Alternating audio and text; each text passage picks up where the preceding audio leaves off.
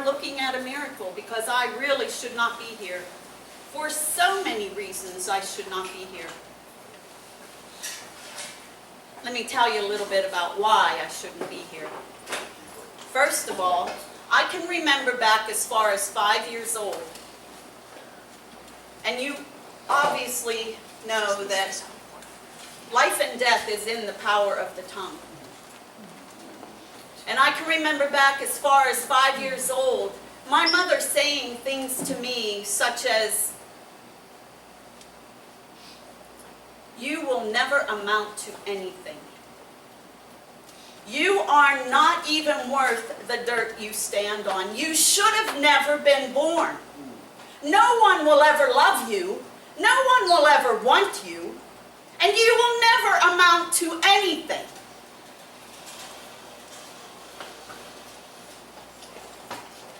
I can remember that most of my life and all of my life was simply trying to prove her wrong. I was not going to do that. And yes, there was going to be someone out there to love me. But you see, that got a little twisted up too. Because my father molested me at a very young age. So my perception of what love wasn't even love. It was twisted. It was perverted. My father coming to me at different times of the night, day, had special places for us, saying, "I love you, but don't tell anyone." A father, this is how a father loves his daughter. This is what he does. This is what needs to be done. I'm the one that will bring you into womanhood. I didn't know any better. I carried that heaviness with me in school, looking at my girlfriends, wondering, oh, I wonder if they're going through this too. I wonder if they're experiencing what I'm experiencing. And then the hatred of my mother, I have to believe she knew what was going on. She had to understand what was happening to me. And every time that I was with my father, my whole soul cried out for her. Somebody hear me crying. Somebody hear me in this torment. Somebody help me.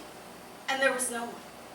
My cat Tarzan was my counselor, my therapist, my pillow, my comforter. Now, I prayed to the Lord, but do you know I had no idea who He was? Most all my life, I would always pray and say, "Lord, help me. Lord, help me. What am I going to do? Lord, Lord this and Lord that." But I never knew who He was. But throughout all of my crying out to Him, do you believe that there were times He heard me and listened? Growing up and going into adulthood, I left home to get married, feeling that if I got married, I'd get away from the house. I'd get away from my mother. I'd get away from my father. I married a man I didn't love. Knowing when I walked down the aisle, I was going to get a divorce from him because it was my way out. It was my escape. So if I marry this man and then get a quick divorce, I can be free. But that didn't happen. It didn't happen because I went from, what do they say, the frying pan into the fire. I was handcuffed into that relationship. He was abusive, he was hostile, he was mean. And I became pregnant. I ended up having twin girls. And they were the only precious things in that marriage that made it livable. But each day with him, and I was with him for 7 years, each day with him when they would cry, I'd go in the room and he would have them up in there, up against the wall with their little t-shirts, shaking them because they were crying. And the abuse that I had with my mother was mirrored with him. My mother fighting with me, yelling at me, and one time as I'm running down the hall to get away from her, I hear a thump and I turn around and there's a knife sticking in the floor right behind my foot, that she threw a knife at me. And here I am married, and doesn't the same thing happen? I'm running away from him down the hall of the trailer and I hear, and the knife is right behind me. I had to get out. I had to get out. But I didn't know how. I called people. Do you realize I called the runaway hotline? And they're like, well, honey, you didn't run away. No, but I want to. I don't know how. Help me. I went to my church. Help me. And I got, well, are you obeying him? Maybe you're not obeying him. Maybe you just didn't do something right. So actually, then it was my fault. When you are in that situation, you don't know who to turn to. And the people that you think are your friends, and you found somebody to confide in, really isn't your friend because they turn around and they use it against you. It's really difficult to confide in someone, at least I found. And it's a treasure when you can find someone that you can share your dark moments with, that someone will love you like that. But see, you have to, my mind was all twisted up. I didn't know what love was. I didn't know how to really approach anybody. I didn't even know how to open up. And most of the time, I didn't. I kept it all bottled up inside of me. And when I left my first marriage, I finally got out, moved away, nice little town home with my kids, my daughters, and they were 5 years old when I left. And it was amazing when I sat with them on the couch in my new home that was wide enough for my couch, the coffee table, and the wall, and a pathway to the kitchen. And I sat there with them explaining, you know, this is our home now. This is where we're going to live. And at 5 years old, I couldn't believe how mature they were. It's okay, Mommy. It's okay, Mommy. Daddy won't hit you anymore. When you hear a 5-year-old say that, you knew you did the right thing to get away.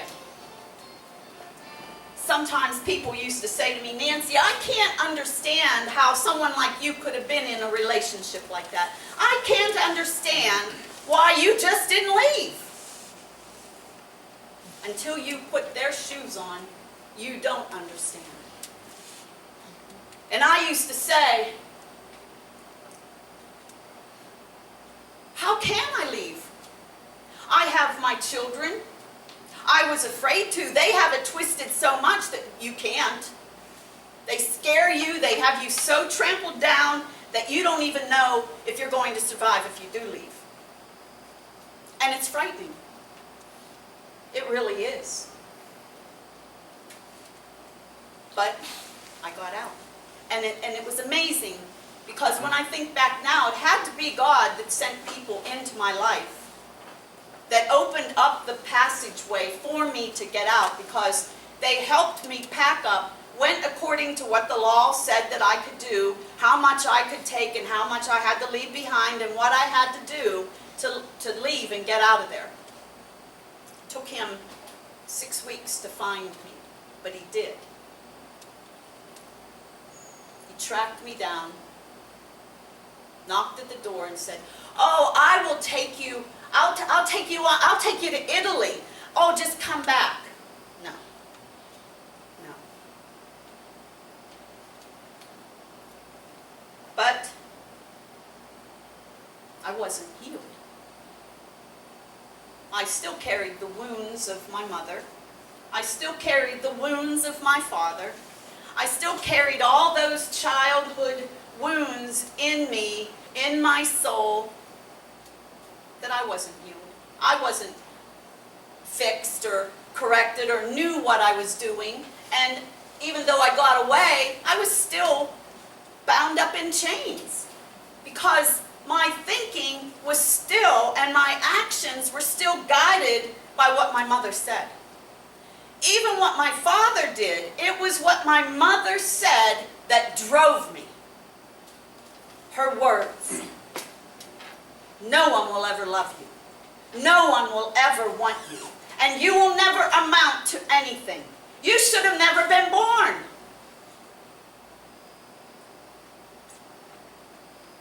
Telling me, a child, a mother telling her child, I hate you.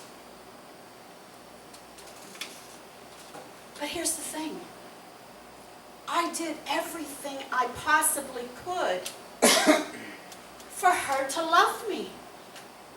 If she didn't drive, so if she wanted to go to a flea market or a garage sale, I was there. Instantly I was there. If she wanted to do anything, I was there. I was there for her. I loved my mother. And I loved my father. Even though I lived in those circumstances, I still loved them. And I did everything I could that my mother would love me back. But she never did. August of 1983, she died at the age of 51. My biggest thing was, I will never hear her tell me she loves me. I will never hear her tell me she was proud of me for something. I will never hear her tell me she was sorry. That haunted me for a long time. But I had my daughters, my twin girls, to raise, take care of, and try to do the best I can. I tried, and like I said, but you do the best you can in the situation and how you're growing up because you don't understand what love is. So you don't know, and I look back now and I think, oh wow, I wish I would have known you, Lord, because I now know how to really love them. My daughters just turned 40 years old. And I had the opportunity not too long ago to tell them, because they're wounded too. I'm sorry. I really wish I knew now, then what I know now about Jesus, because I would know how to love you. I said, I can start now. It's not too late, because I love you. And of course, in their stone face, emotionless, trying to hold back and fighting everything, because they're wounded. And that's a work still in progress. But I continued to struggle in relationships, especially being promiscuous and wondering, this man loves me. Well, maybe he talks bad to me. Maybe he says some nasty things to me. Maybe he tells me I'm this or that, or he calls me a whore, or he calls me this or something else. But you know what? He loves me. He says he loves me. Must be right. Must be okay. I'm sure it must be okay. Because he loves me. Had a boyfriend in between the 10 years that I was divorced from my first marriage. And it was the same thing. Although the depression and the despair, the anxiety, and everything else to go with it piled up higher and higher and higher until it got to the point where I didn't want to see tomorrow. And I didn't think about my daughters. I didn't think about them. I was only thinking about the pain and the sorrow and the depression that I was in. So one night, I had a bottle of Ativan and a bottle of wine. And I decided to take one pill with every drink until I finished that bottle. The kids they had a sleepover somewhere, so they weren't home. Now, it wasn't a really quick thing. You know, it was a period of through the entire evening that I did this. Ativan, wine, Ativan, wine. Pretty soon I started to feel numb. I was like, oh, just make me numb. I don't want to feel this anymore. I don't want to feel the pain. I don't want to know this suffering anymore. I'm just done with it. I'm done with it. Another pill, another bottle, another drink of wine. And the boyfriend I had at that time couldn't get in. I passed out on the couch. I was in and out of consciousness. He broke in. Apparently dragged me up the stairs, raped me, and left. Wasn't until the next morning that I woke up with obviously a hangover, still living, feeling sad and sorry for myself because all the bottle of Ativan and the whole bottle of wine didn't do its job. And wondering, why couldn't I get anything right? Maybe my mother was right. I can't get in. I can't do anything right. I can't even do that right. Well, it was a couple weeks later I started feeling sick. And I thought, you've got to be kidding me. I can barely afford to take care of the two I have. I'm not getting any child support. I'm trying to earn a wage and it's just not helping. I don't have any money to have child support or even to have a daycare or anything. I mean, back in those days, my word, they wanted $2.75 for the first child and $1.75 for the second, and that was more than my wage. I think I was making $3.60 an hour, and that was more than it was $3.75 I needed to get daycare. Well, like I said, the weeks went on, and I realized this couldn't be. I didn't want to endure having to bear this man's child, a man who again didn't have a job. He stole my rent money so he could go bowling. He stole my money to go and drink. Half the time I would have to tell the landlord I didn't have the rent, but I will have it, screaming at him to get my money back. So this is the man who has raped you. This is the man now who has, you're pregnant. I couldn't do it. I just couldn't do it. I made him drive me to Pittsburgh. And it was the darkest, horrible experience of my life. And I see some of these Facebook postings of these women that are going through it and doing it and saying how wonderful it was. Well, I don't know who they are, but it wasn't wonderful. It was the worst thing that I had ever had to endure in my life. I remember when I came home, I stuffed it down as far as I could. I was hallucinating. I was spinning in that bed. I was nightmaring, and as my eyes were awake, I was having nightmares. How is this a good thing? But I had to get through it. I had two girls. girls, my daughters, twins to take care of. So I buried it. I stuffed it down and I buried it. And as long as I didn't remember, it didn't exist.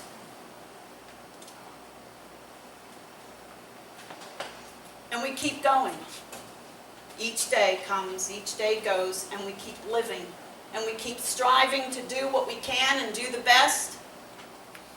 And along comes someone else. Oh, but this one is different. This one is totally different. Oh, he's the love of my life. Wants to marry me. We get married. It's my fantasy wedding. It's the wedding of my dreams. It's the most wonderful thing. Oh, this is it. This is it. I'm not going through this anymore. This is the one. Except it wasn't. Time proves that. When the anger started coming out. The anger, the rage, the hostility, and then the fists, and then the slamming, and then the pushing, and then the words, and it's all over again. And there you are. I was just thankful that my daughters by this time were old enough to go to college and get out and away from him. But they still suffered some of his wrath because he had a lot of wrath. He was the most angry person. Sometimes I swear he's a devil's agent because his job was to kill me. And he tried numerous times. He had me on the floor, straddled across my stomach, pressing down on my throat, my head. I never felt in my life so much pressure in my life. I thought my head was going to explode. It grew hot. It grew painful. I couldn't even choke. And I opened my eyes to see these bulging, glassy, hateful, horrible eyes looking at me and saying, "Just die." And saying, "As long as I put the palm of my hand on your throat, nobody's going to know any difference." And I thought, I guess a crushed larynx isn't going to give it away. I gave up at that point. Because when he would do that, I'd fight back. And every time he fought, he fought harder.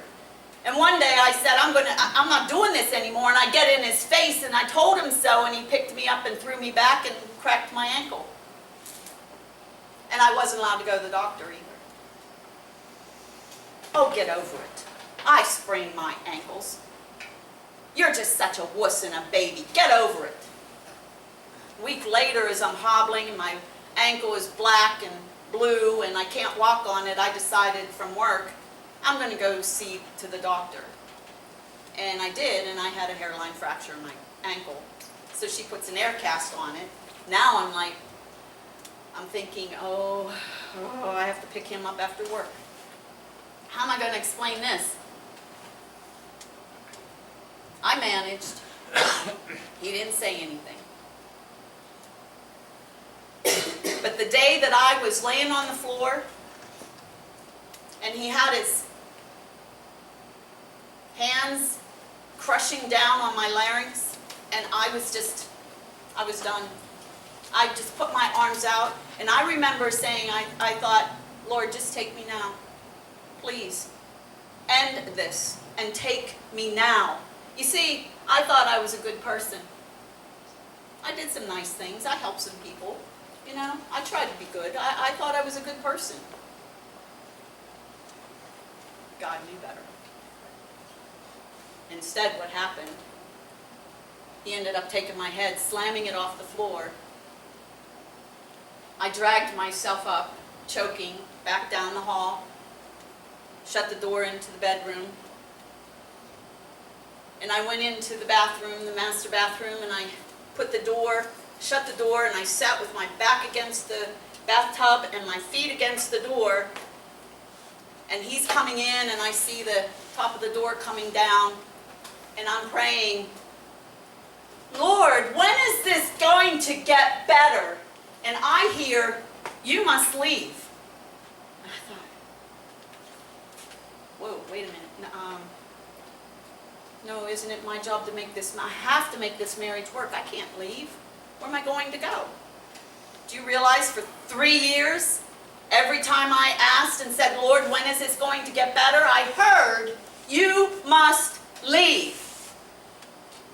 The last time was when I was on the floor and he about killed me. People came in again, moved me out, and I got away. And that was the beginning of my freedom. It was actually November 5th of 2009. It was that summer that I had a dream. Really strange dream. I was standing on the edge of the water and I saw water placidly rolling over my feet. And I was holding on to a wall here and I didn't really know, couldn't describe it.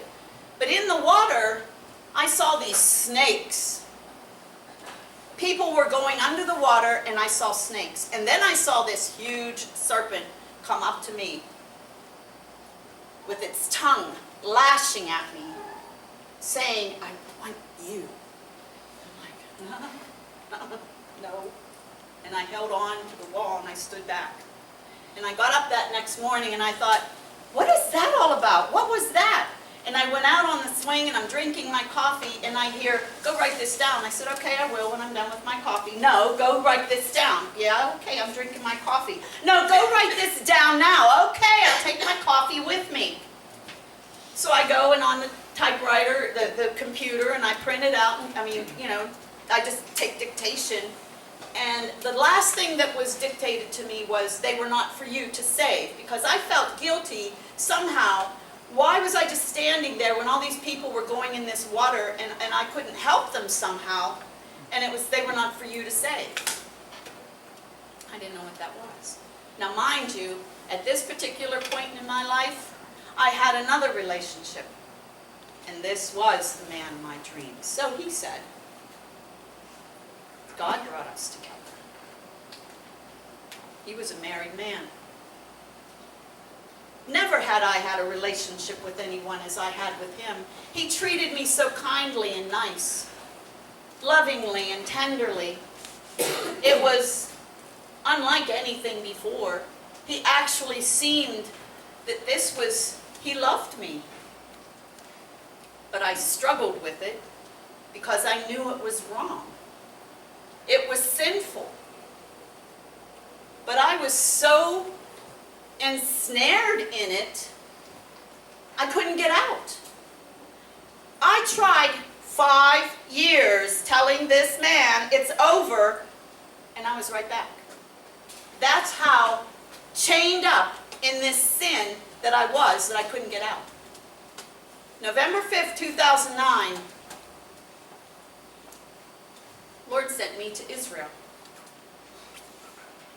I often wonder, wow, I am so humbled that you would send me. You know, you could have sent anyone to me to say, hey, I know this guy Jesus, let me tell you about him. You know that Lord you're praying to all the time? Do you want to know who it is? He could have done that. But he sends me to Israel to meet him. It was an amazing trip. I tried reading the Bible before, but I couldn't understand it. I was reading the King James, and the these and thous were just, I didn't understand. I didn't know where I was in it. And I remember saying, I just wished I knew where these places were. I wish I could understand what you're trying to say. And when I went to Israel, I was walking it. And I met him. And November 5th of 2009, I stepped into the Jordan, baptized in the name of the Father, Son, and the Holy Spirit. And when I came out, I knew I was different. Amen. I knew I was changed. I knew that there was something something drastic that just happened to me. Wow. And then they're saying, well, when you go home, you have to answer questions through customs, and if you don't get it right, they might not let you go. Oh, let me get the wrong answer. Find me a cave. You know their caves over there are pretty nice. They are. They're not like ours. Ours are damp and yucky and ugh. Theirs are dry. You can actually live in one. They're nice. I thought, just give me a cave. I'll stay. I don't want to go home. I knew what I was going home to, and I didn't know how to get out of it. So, it was a beautiful trip. I found Jesus. The Lord I prayed to all my life was truly Jesus. And I go home and there's no way. I'm calling him. And I don't. He calls me. Why didn't you call me? I'm changed. Let me tell you about this trip. What do you mean you're changed? What do you mean? No. What do you mean you're changed? I want the old Nancy. So, well, I don't think the old Nancy's here anymore. And he hung up. We had a fight. We hung up. And usually it's, oh, please, please, please, I'll call you back. Oh, forgive me. No. It's like, woohoo, I'm singing and dancing. This is it. Well, it didn't last long, though, because the devil was scared. He snared me again. And I ended up back in the relationship. And I could feel the darkness come over me. And I was given another dream. And that dream, I remember I was on the earth, but it was burned to nothing but embers, smoldering, burning embers, molten metal cars. I mean, and the anguish, the despair, the depression, and everything that I heard, I felt so hopeless and helpless. And I thought, oh, I must be raptured, and I'm looking down at all them, and I just feel so bad I can't help them. Well, finally, the Lord gave me scripture, and he said, Isaiah 26:20, come, my people, and shut the doors. Go to your rooms and shut the doors, if only for a little while, until his wrath is complete. And I thought, oh, I was left behind. I was in sin. That was when I surrendered. That was when I got on my face and I said, Lord, here, you do it. I can't. You've seen how many times I failed. You do it. 5 years. I struggled 5 years. I give it to Jesus Christ. The next day, it was over. It was done. I was free. And ever since, free. Growing in him, learning about him, drawing closer to him. And I want to draw closer and closer.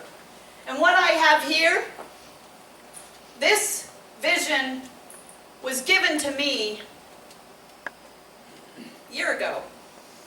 In fact, what it was, I was wearing my America for Jesus t-shirt, and I was at the grocery store, totally forgot I had it on. And a woman turns around and she goes, you can't wear that. You shouldn't be, you're not going to be able to wear that everywhere. And I was like, oh, this? Well, let me tell you about my Jesus. If it wasn't for him, I would be in the pit of hell.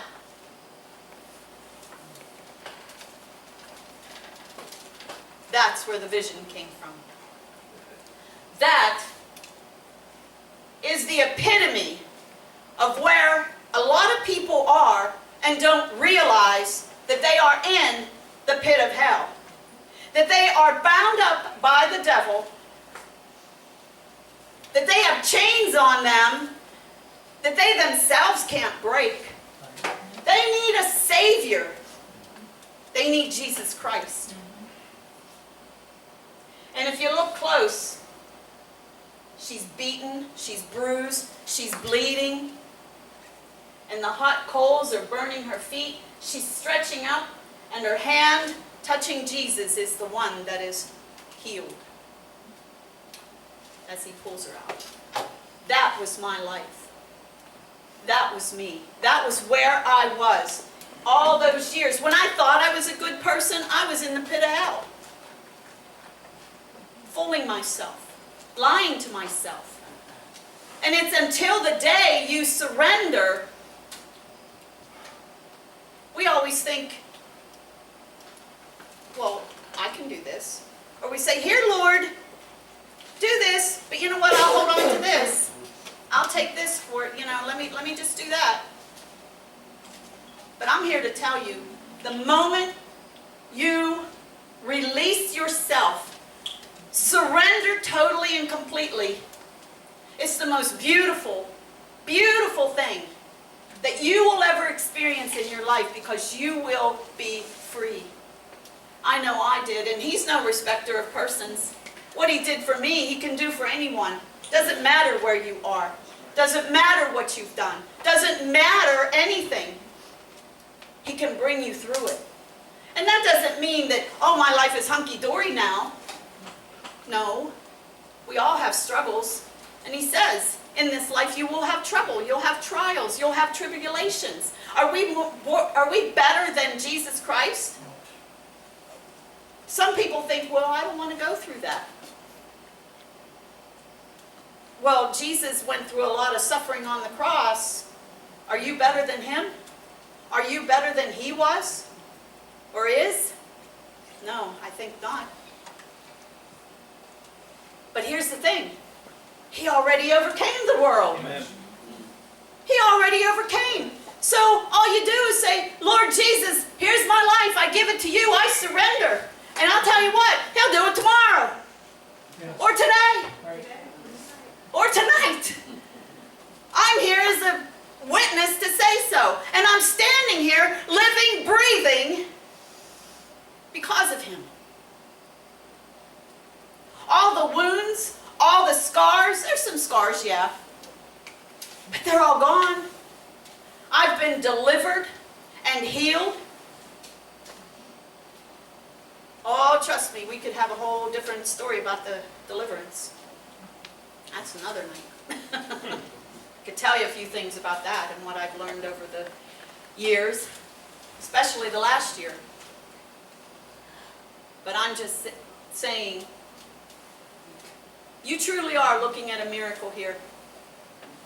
And I praise him and give him thanks every day for what he brought me through, for what he taught me, what he's teaching me and showing me.